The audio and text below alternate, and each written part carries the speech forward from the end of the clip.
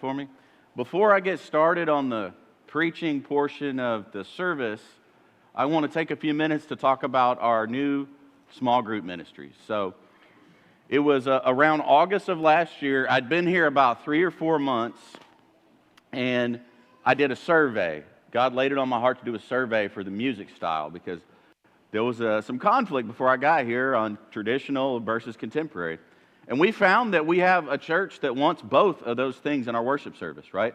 We want traditional elements and we want contemporary elements. And people a lot smarter than me decided to call that a blended worship service. So that's a blended worship service. And so around that time, I started praying about what that might mean for discipleship in our church.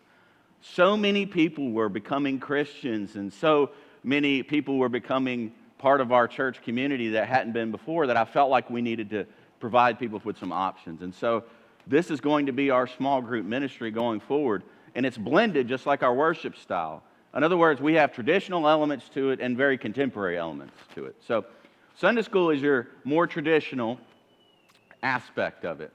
Sunday school meets once a week on Sunday morning. The main purpose is Bible study. The commitment's an open commitment. People can go into a new class or change classes kind of whenever they want.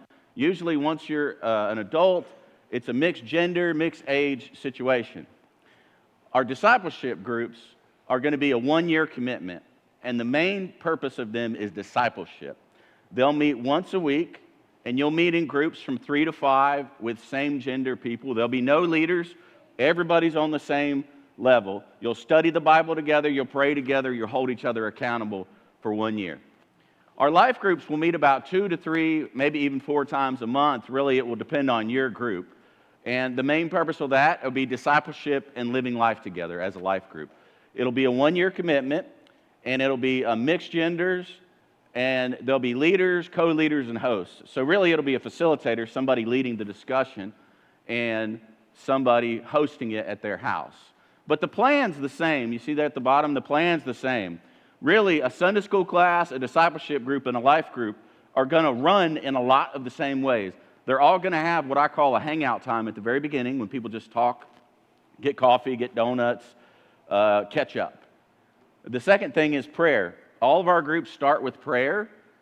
All of them will have some kind of discussion, whether it's Bible study as the focus of discussion, or maybe the sermon content, or maybe the thing that's going on in your life right now that you're seeking wisdom for. So there'll be a discussion portion. And then for every class, there's going to be a mission project. And I want to make sure y'all can hear me. That's why I stepped forward a little bit. I want to challenge every one of our classes to do some type of mission project, whether you're a Sunday school class or a discipleship group or a life group. Because I think what happens a lot of times is people come to church and they ask the church to sponsor some kind of work that they want to be about. And really what I want to do is I want to give you, the people of God, a chance to do the work of God. Because in my own life, and Skylar attests to it, he said the same thing for him, it wasn't until we really started doing the things that we thought the church was supposed to do that our lives started to change. And so if you've never had a one-on-one time where somebody discipled you, and you're interested in a 1-year intense commitment of discipleship, that would be a discipleship group. If you're interested in doing life together with other people, and you want to say, man, I just want to meet a couple times a month for a year, really get to know people, then that's what you're looking at for a life group. Next slide, please. So right now, we're going to start the sign-ups for these 2 groups. So there's a QR code on the left and the right. If you're interested in a life group, you can take a picture of that and sign up.